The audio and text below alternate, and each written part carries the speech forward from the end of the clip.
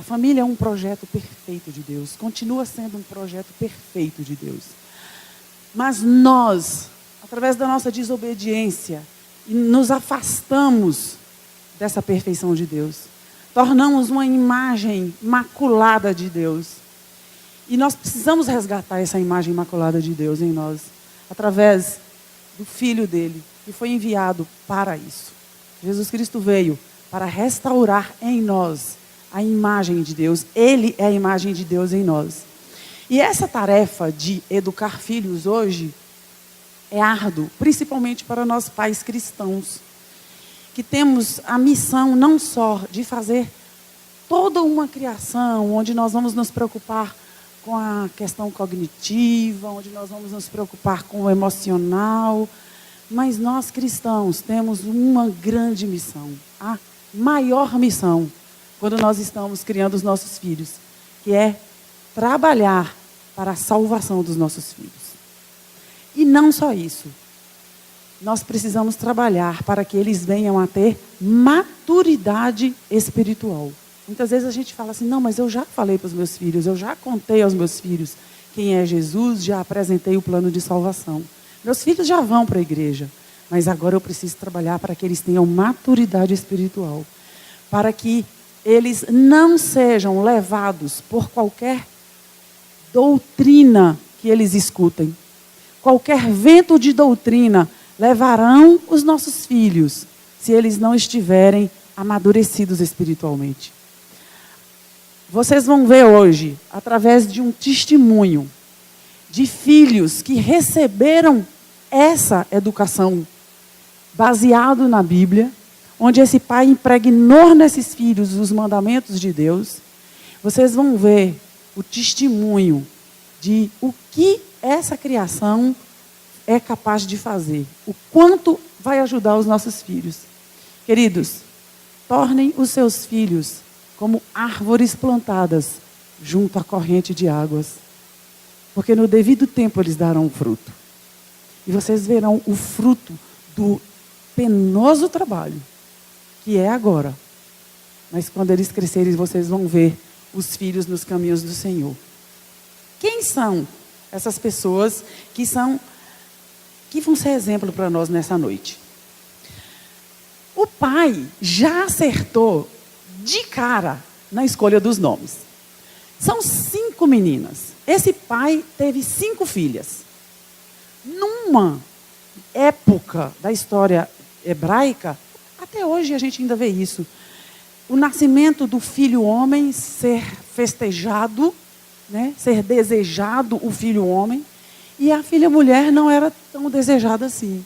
E esse homem teve 5 filhas mulheres. E apesar de fazer parte de uma história, né, da história de Israel, onde a mulher não era tão valorizada, ele soube criar essas filhas, valorizar essas filhas e fazer com que essas filhas sejam exemplos para as nossas vidas hoje. Nome delas, vamos lá. Confiança. Ninguém pode deter. Isso é o que o nome delas em hebraico significa, tá? Aquela que não anda com os pés amarrados, aquela que tem autoridade e prazer de Deus. 5 filhas. Só o nome dessas meninas já é uma pregação para nós.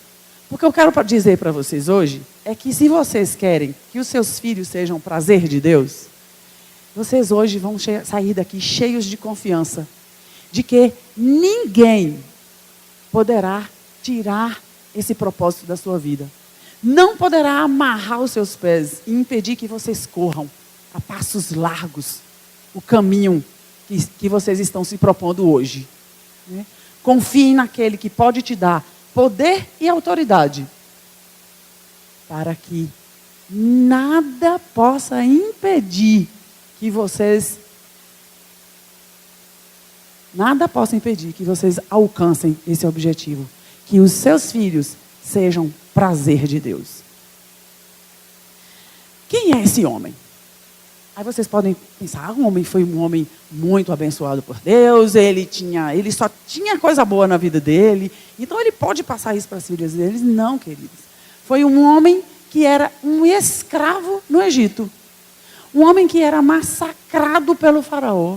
Um homem que viveu uma fase terrível da história dos hebreus. Lá, junto com o povo hebreu, ele orava e clamava ao Senhor por libertação.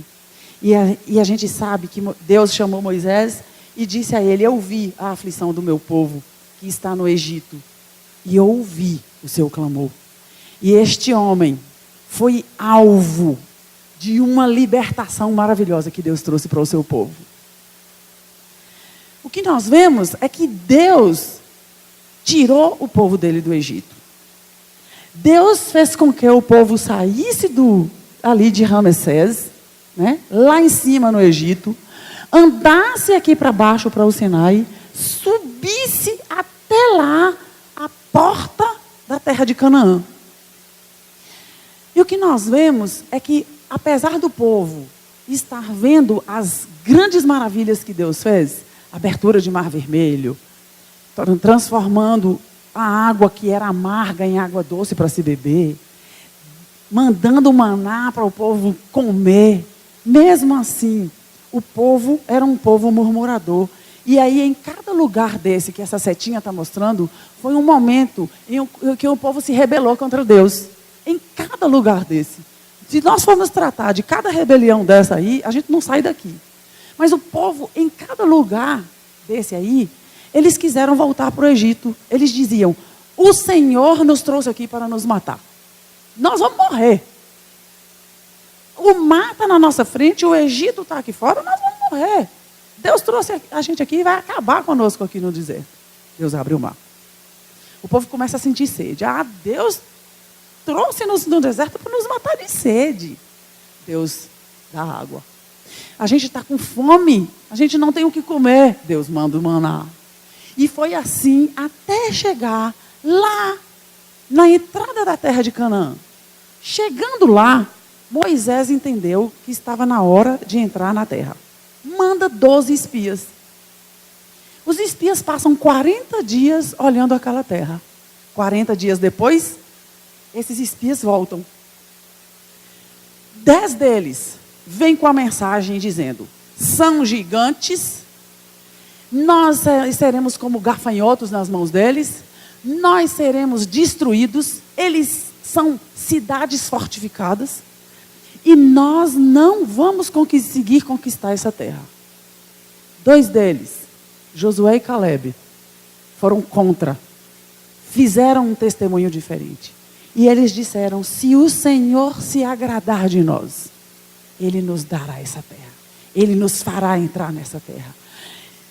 O Senhor é conosco, não temais, vamos entrar.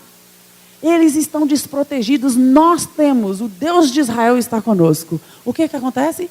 O povo se irrita contra o Caleb, se ira contra Caleb e Josué, pegam pedras e querem matar esses 2 que estão os animando para entrar. Na realidade, eles querem voltar para o Egito. Deus então vem, a glória de Deus desce no tabernáculo e impede que Josué e Caleb sejam mortos. Salva Josué e Caleb. E Deus traz então uma consequência para o erro daquele povo. Deus vai dizer: vocês não entrarão na terra. Todos os que saíram do Egito, de 20 anos para cima, vocês não entrarão na terra. Quem vai entrar na terra serão os vossos filhos. Os vossos filhos entrarão. Eles verão a terra prometida que vocês desprezaram. Levarei sobre vós as vossas iniquidades durante 40 anos. Olha que coisa incrível. Antes eu não ligava muito para as datas que a Bíblia fala.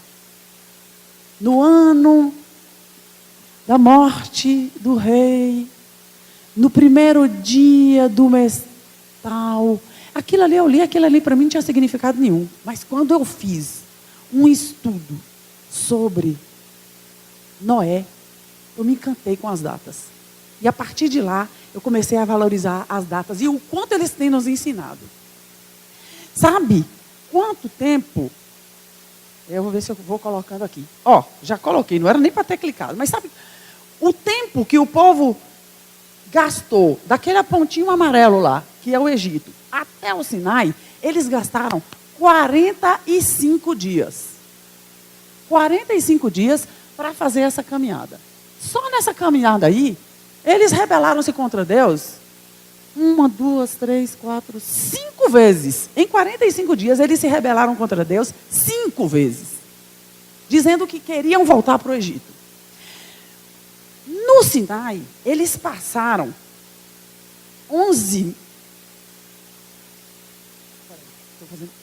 meses e 20 dias. Deus deixou eles lá no Sinai, ensinando os mandamentos, construindo o tabernáculo, eles trazendo ouro, prata, bronze, construindo as bacias, tudo que ia ser usado ali dentro do tabernáculo. Eles ficaram no Sinai 11 meses e 20 dias.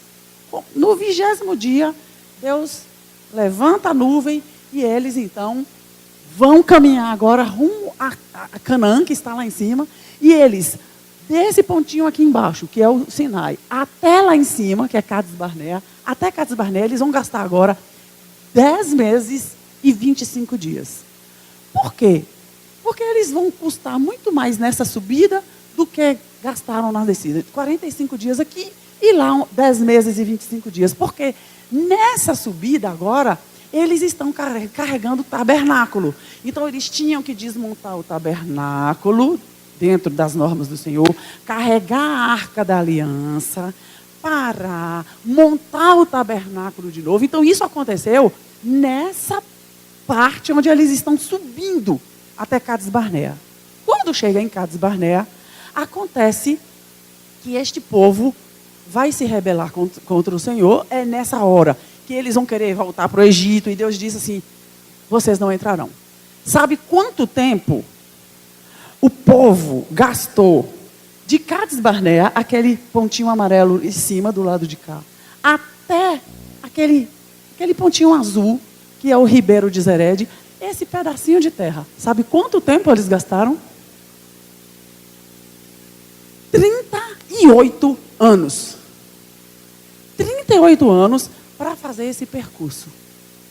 Porque Deus tinha dito: vocês vão ficar 40 anos andando pelo deserto. E só vão entrar depois que toda essa geração morrer. Quem vai entrar são os filhos. Mas eles não ficaram lá parados, sentados e falando assim: tá, Deus disse 40 anos, vamos ficar quietos aqui. Não foi. Eles ficaram tentando. Eles iam e tinham que voltar. Eles tentavam e tinham que voltar. Nesse período, foi o período onde teve a rebelião de Corá, Datã e Abirão. Nesse período, eles quiseram de novo eleger outro chefe, queriam deixar Moisés de lado, e falando: vamos levantar um chefe e vamos voltar para o Egito. E nós estamos com saudade do Egito, das cebolas do Egito, das carnes do Egito. Nessa rebelião, morreu muita gente. Muita gente. Deus trouxe uma praga aí, 250 mil morreram nessa rebelião. Vou contar isso para vocês, porque isso vai fazer parte da história dessas meninas. Porque elas nasceram nesse período aí, no final dos 38 anos. Elas nasceram em meio ao caos. Aqui é uma representação delas, é óbvio, né? Essas meninas eram as filhas de Zelofeade. É assim que a gente conhece. As filhas de Zelofeade. E vocês agora vão conhecer quem é cada uma delas, né? Macla é que significa confiança. Noa, ninguém pode deter. Ogla, aquela que não anda com os pés amarrados. Milca, aquela que tem autoridade. E Tirza, prazer de Deus. Essas são as meninas que vão começar a viver a história delas nesse pedacinho da história de Israel, no finalzinho da história de Israel, onde o povo, a geração está morrendo e elas estão sendo a nova geração. Então elas nasceram e cresceram no deserto. Nasceram no deserto. Elas fazem parte de um povo que está caminhando há 40 anos rumo a uma terra, crendo que há uma terra que Deus prometeu a Abraão e essa terra eles vão conquistar. Elas são a nova geração que Deus disse que entraria na terra prometida. Tá? Elas são filhas daquela geração que saiu do Egito. Zelofehade era escravo no Egito. Isso foi o que Deus disse: vossos filhos conhecerão a terra que vós desprezastes. Deus vai fazer uma coisa maravilhosa através dessas meninas. Tiveram um pai exemplar. E é por isso que elas vão ter condições de viver e ser exemplo para nós. Os seus filhos só vão ser exemplo para esse mundo hostil a Deus se vocês forem pais exemplares aos pés da cruz, pedindo sabedoria de Deus. E eu quero trazer aqui para vocês a importância do papel do pai na vida dos filhos. Eu quero dizer a você que, pai, você é importante e você é necessário. Na hora que essa criança nasce, na hora que está o bebezinho lá com a mãe, o que vai acontecer é que essa mãe vai ter uma simbiose, que chama de simbiose primária mãe e bebê. Normal, natural, logo nos primeiros dias. Mas o que é que nós temos visto? Qual é a postura dos pais quando eles se veem nesse momento dessa simbiose entre mãe e bebê? Os pais estão saindo da relação. Eles estão deixando as mães com os bebês nos quartos e estão indo dormir em outro quarto. E nunca mais voltam. O problema é que o bebê ocupa o espaço dele e ele fica sem condições de voltar e tirar o bebê daquela cama. Quando a gente pergunta, quando a criança vem para o consultório, uma das perguntas que eu faço é: ele dorme bem, ele tem um bom sono, né? Para ver se sai. Dorme, doutora, dorme bem. Não falou. Ele dorme aonde? Ah, ele dorme na cama comigo. Esse pai está onde? Ah, o pai foi dormir no outro quarto, porque quando ele nasceu... Gente, vocês não fazem ideia do quanto isso é prejudicial para esses bebês. Vocês não fazem ideia do quanto... Eu não vou falar nem do relacionamento do casal, que acaba com o relacionamento do casal. Eu vou focar o meu paciente, que está sendo prejudicado porque o pai está deixando de fazer o papel dele. Como que agora ele sai da cama e esse filho ficou no lugar dele? Lá, nesses primeiros dias, nessa simbiose, a mãe vai amamentar esse filho num que nós chamamos de livre demanda. O bebê chora, ela pega e coloca no peito, né? Não existe, no início da amamentação, não existe horário pré-determinado mais. Ah, ele mamou, tal hora, só vou dar de mamar, não. Ele vai ser amamentado no momento em que ele solicita. Só que isso é no início, porque esse bebê está tendo necessidades de mamadas mais frequentes. Depois, isso não pode ser mais essa livre demanda eterna. Só que como esse pai não está nessa cama, a mãe vai continuar na livre demanda eterna, porque a simbiose não foi tratada. Essa superproteção que vem das mães para com os filhos, porque o que acontece? A mãe exclui todo e qualquer relacionamento quando está com esse bebê. Ela se volta tanto para esse bebê que mais ninguém é importante naquela relação. E quando o pai tenta entrar, ele é cortado. A mãe corta, mas corta mesmo. O pai não sabe colocar uma fralda. Se for colocar a fralda, ela vai reclamar porque a fralda ficou troncha, porque não limpou o menino direito, porque não pegou o algodãozinho na água, na garrafa branca, porque ele pegou na garrafa preta. Então ela vai achar motivos para estar reclamando com esse pai. Por quê? Porque ela está numa simbiose tão grande que ela vai querer evitar a entrada dessa outra pessoa nessa relação. Mas, queridos, se isso está acontecendo, né, na sua relação, no nascimento do seu filho, é porque você não fez o papel que você deveria fazer. O excesso de mãe não se dá sem uma falta de pai. O pai é extremamente importante nessa relação, extremamente importante. Porque o pai é que é o portador da lei, das regras e dos limites. A figura masculina traz isso para o filho. Isso é natural, tá?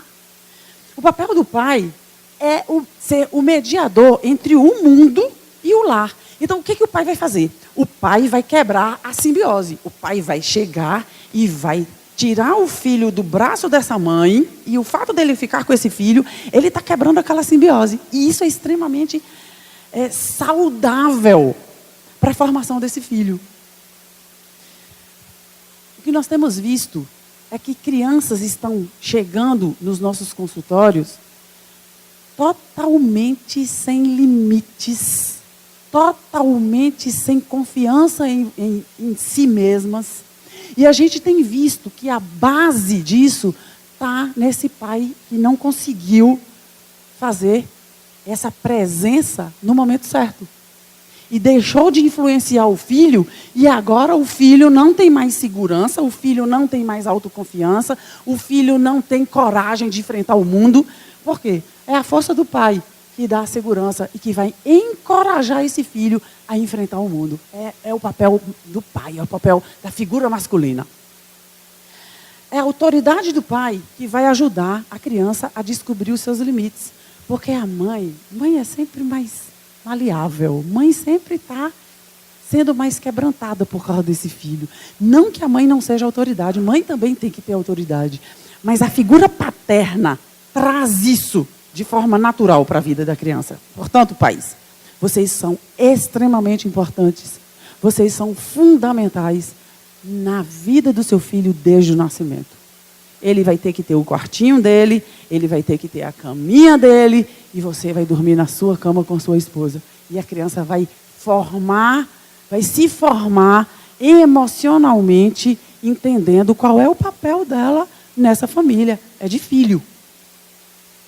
E aí, como a gente vai tratar de um pai que teve 5 filhas e que influenciou essas filhas de forma maravilhosa, nós vamos tratar um pouquinho dessa relação pai-filha. Qual é a outra coisa que tem nos incomodado muito? É a gente tratar a menina de forma diferente. Na questão de ser capaz de. Né? Por ser mulher, nós temos ouvido frases masculinas dizendo: ah, é mulher. Você está dirigindo seu carro? Aconteceu uma barbeiragem ali na frente? É mulher, só pode ser mulher que está dirigindo. A gente tem ouvido isso. Isso é comum, né? Então, a criação de uma mulher forte começa na infância. Ela não pode ser mostrada que é mais por ser mulher ou porque é menos por ser mulher. Ela tem o valor dela. Ela tem as qualidades dela. Ela tem a forma de ela se impor nesse mundo e é capaz de conquistar o alto escalão. Vai depender de como você vai estimular isso. Imagina se essa menina está o tempo todo só ouvindo frases que depreciam a figura da mulher. Ela não vai. A gente vê meninas que falam assim: não, tia, é porque eu sou menina.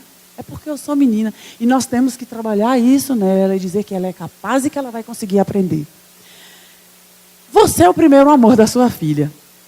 E é interessante como a menina está ali pintando, a menina está com a bonequinha dela ali, mas o olhinho, ela está em você. Ela está vendo tudo o que você faz. Ela está vendo tudo o que você fala. Isso não é só a menina, não. O menino também, tá? Então, está olhando como é que você está tratando a sua esposa, como é que você está tratando a sua mãe, qual é a sua relação com o lado feminino. E ela vai se identificando nisso aí. Ela vai se identificar com a mãe para conquistar esse pai. Isso de forma inconsciente. Ela vai querer ser igual à mãe. Né? Mulheres, cuidado como vocês têm tratado os seus maridos, porque suas filhas vão querer ser iguais a você. Você quer que sua filha seja igual a você no casamento? Pai, você quer que sua filha procure um namorado igualzinho a você? É isso que vai acontecer. Eles estão ali, olhando todos os movimentos, olhando tudo o que você está fazendo. Se você consegue auxiliar o desenvolvimento da sua filha, promovendo a segurança dela por meio de apoios, incentivos, respeito, dando a ela limites, dando a ela valores, ela terá dentro de si as bases para construir e avançar nos seus caminhos. Seus filhos precisam de você. A sua filha precisa de você. O que nós vamos ver é que, fazendo tudo isso, você ainda tem a maior das tarefas. E a maior das tarefas é ensiná-la a amar e obedecer a Deus. E trabalhar para que cresçam em graça e no temor do Senhor. Zelofeade soube fazer isso. Zelofeade foi um pai exemplar. Quem é esse homem? De onde ele veio? Nós sabemos que ele já foi escravo no Egito. Mas olha, um homem que tinha uma fé verdadeira no Deus de Israel. Isso é princípio para você. Se você não tiver fé verdadeira, você não vai conseguir influenciar seus filhos a ter uma fé verdadeira. Zelofeade tinha uma fé verdadeira no Deus de Israel. Veja quem era esse homem. Filho de Éfer, neto de Gileade, bisneto de Maqui, trineto de Manassés e tataraneto de José do Egito. Eu trouxe a árvore genealógica do cara aqui. Ele não era qualquer um. Ele tinha na veia o sangue de José do Egito. Ele era um homem lutador. Ele era um homem digno. Ele era um homem. E a maior coisa que esse homem tinha era ter essa fé verdadeira no Deus de Israel. Mas esse homem tinha uma coisa no coração que podia ter atrapalhado toda a criação daquelas meninas. Ele sabia que essas meninas iriam ficar órfãs. Existia sobre este homem uma ordem que Deus tinha dado. Ele iria morrer. E essas meninas ainda eram muito novas. Muito novas. Porque quando ele morreu, ele não deixou nenhuma casada.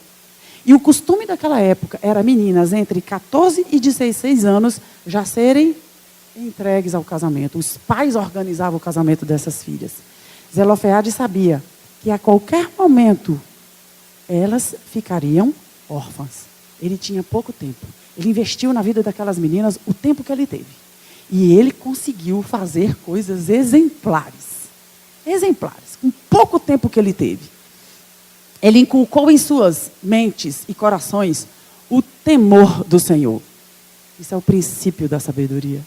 Você quer que seus filhos sejam sábios?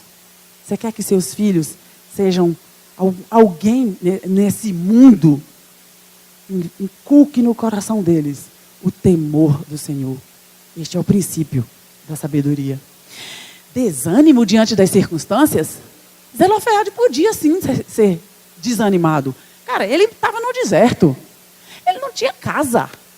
Ele não tinha um trabalho fixo. Ele não ganhava um salário.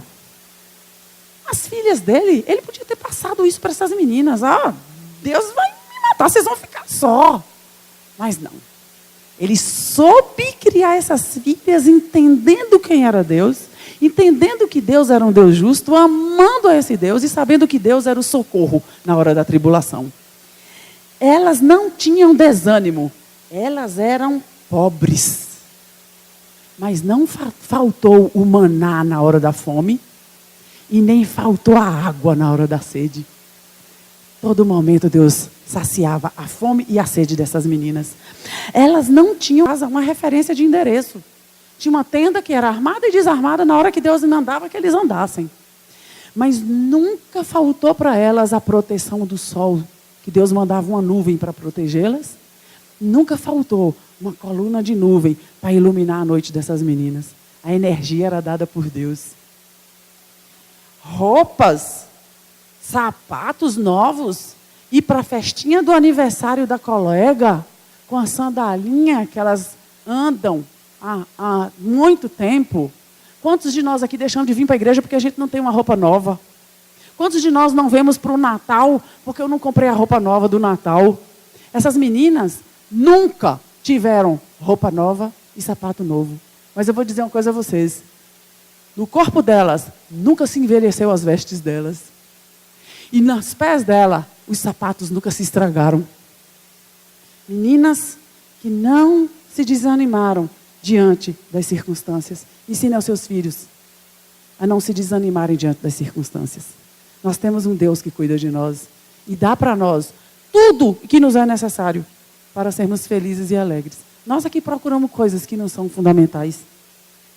O exemplo de Zelofeade foi de forte influência na formação do caráter destemido dessas meninas.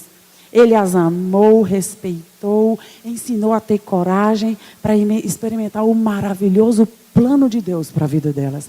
Deus tinha um plano para a vida delas. E Zelofeade disse, vocês vão ser, Deus vai cumprir a promessa deles na vida de vocês. E elas andaram nessa confiança. Isso as tornou fortes, corajosas e com uma fé inabalável. Vocês vão ver o que essas meninas fizeram. Ficaram órfãs.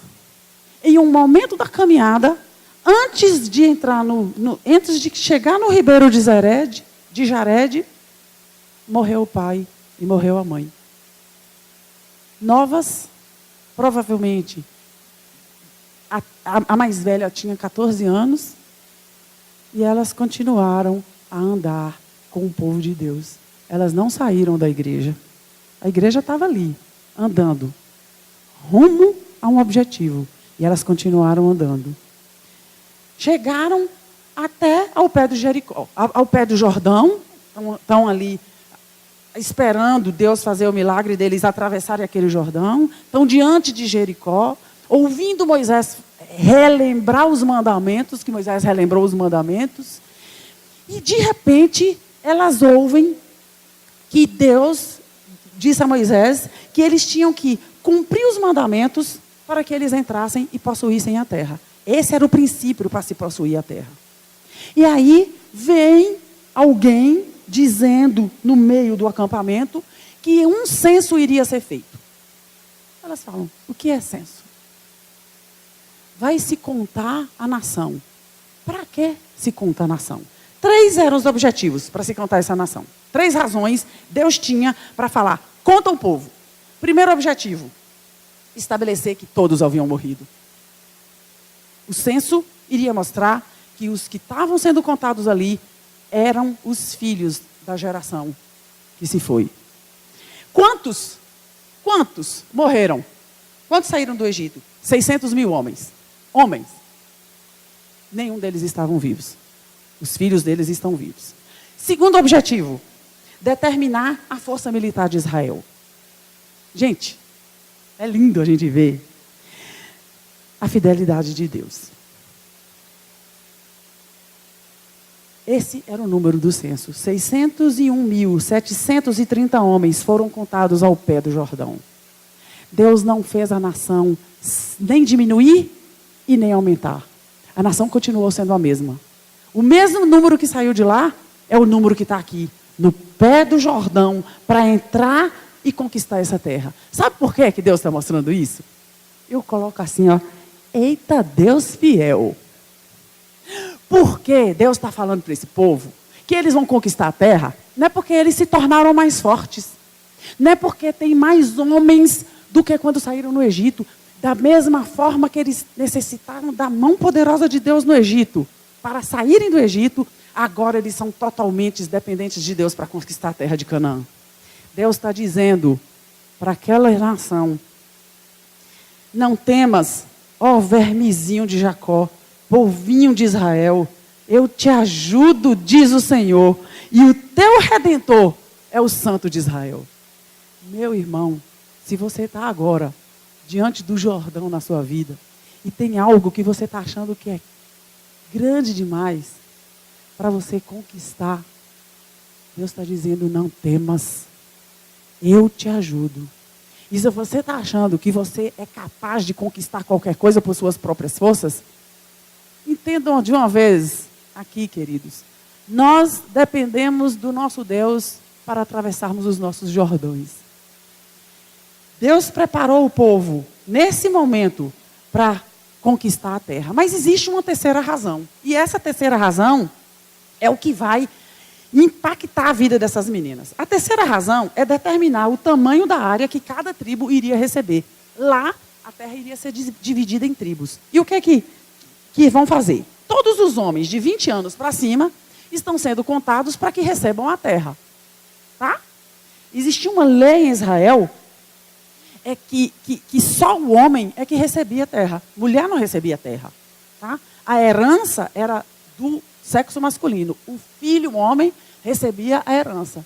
Mas as mulheres não recebiam a herança. E aí eu levanto uma pergunta, mas espera aí. E as filhas de Zelofeade? Que estão esperando o cumprimento de uma promessa que o pai disse a elas que iria se cumprir, mas elas não têm pai, elas não têm irmão, elas não vão ter nada. Elas caminharam a vida delas toda, desde o dia que nasceram até agora, elas caminharam em busca dessa terra, na expectativa de que elas teriam uma terra, caminharam em vão. Deus deixou essas meninas caminharem em vão. Nunca faltou para elas o maná. Sempre elas comeram. Mas assim que elas entrarem na terra, o maná vai deixar de ser dado. Como que elas vão se sustentar? Como que elas vão conseguir ter alimento? A lei está dizendo, vocês não vão ter terra. Os homens, se você tivesse um irmão, a gente daria para o seu irmão e eles iriam produzir para vocês. Mas vocês não vão ter terra. O que aconteceu? Elas começaram a ouvir as conversas alegres de todo mundo que estava ali, do que iriam fazer, do que iriam plantar, qual era a cultura que eles iam escolher, como que eles iam progredir na terra. Mas nelas havia uma tristeza. Contra elas havia uma lei. Onde é que elas iriam morar? Como que elas iriam sobreviver? Nós acreditamos no que o nosso pai disse, que Deus falou para nós, que nós iríamos ter essa terra. Mas, meus irmãos, essas meninas lembraram-se do Deus que fez a promessa, renovaram suas mentes no Senhor e transformaram a tristeza em esperança. Porque elas tiveram um pai que deram a elas coragem para enfrentar as aflições, para enfrentar os problemas que havia na vida delas. Elas eram capazes. E elas fizeram a coisa certa. Deram as mãos, saíram da tenda e foram apresentaram-se diante de Moisés e diante de Eleazar, o sacerdote, e diante dos príncipes e diante de todo o povo, à porta da tenda da congregação. A tenda da congregação era o local que Deus escolhia para conversar com o seu povo. Essas meninas foram até o Deus delas. Elas foram num local que essa foi uma atitude sem precedentes. Nenhuma mulher ainda tinha ido até a porta da tenda da congregação. Porque se uma mulher chegasse lá, elas eram apedrejadas e mortas. Era proibido a mulher chegar à porta da tenda da congregação e falar com o sacerdote. Essas meninas foram porque aquela situação tinha que gerar um milagre. Elas acreditavam no milagre. Foram corajosas, levantaram e falaram, vamos expor a Deus e vamos colocar diante de Deus a nossa causa. Elas se colocam diante de Yahvé para julgamento da sua causa. E quando elas chegam diante de Deus, o que elas vão argumentar é a postura correta do pai. Elas vão dizer, nosso pai, ele não se rebelou. Ele morreu nos próprios pecados. Mas ele não se rebelou, ele foi justo. Ele tinha sim, ele cumpriu os mandamentos do Senhor. E ele tinha sim condições de receber essa terra. Porque o meu pai não teve filho, vai se tirar o nome do nosso pai? Por que se tiraria o nome do nosso pai do meio de sua família, porquanto não teve filhos? Dá-nos a possessão entre os irmãos do nosso pai. Elas expõem a causa delas. Meus irmãos, se seus filhos forem diante de qualquer juiz, eles teriam condições de usar a sua vida como exemplo de justiça, para que eles possam conseguir alguma coisa na justiça de Montes Claros. O seu testemunho é um testemunho correto diante de Deus e diante dos homens, que seus filhos possam chegar assim e falar assim, olha, o meu pai. Essas meninas fizeram isso. Elas sabiam quem era o pai delas. Elas sabiam como o pai se comportava. E elas fizeram isso diante de Deus, que conhece o coração. O nosso pai. O que acontece? A herança era um meio de preservar o nome do pai, mas também era de sobrevivência. A posse da terra era um privilégio daqueles que cumpriam os mandamentos. Elas fizeram uma demonstração de fé. Quem que garantiu para essas meninas que elas iam passar o Jordão? Elas estão brigando por uma coisa que nem aconteceu ainda. O povo nem atravessou o Jordão ainda. A terra nem foi conquistada. Eles nem derrubaram os muros de Jericó ainda. Mas elas já estão aqui, certas de que isso vai ser uma verdade do povo de Israel. A terra vai ser conquistada, Deus vai dar a terra e nós queremos o nosso pedaço. Demonstração de fé. Pela fé, recorreram a Deus para que ele cumprisse as suas promessas. E o que acontece? Está lá os príncipes, está lá o sacerdote, está lá o povo todo. Quem se solidariza com elas? Moisés. Moisés age para solucionar o conflito. Fazer a vontade dessas meninas é mudar toda uma legislação da nação. Não é uma coisa fácil. Moisés, então, vai diante de Deus. Porque a legislação eles eram regidos por Deus. Moisés, então, entra na tenda e vai colocar a causa das meninas diante de Deus. Eu fico imaginando como estava o coração dessas meninas. Eu acho que um joelho batia no outro, falando assim, pronto.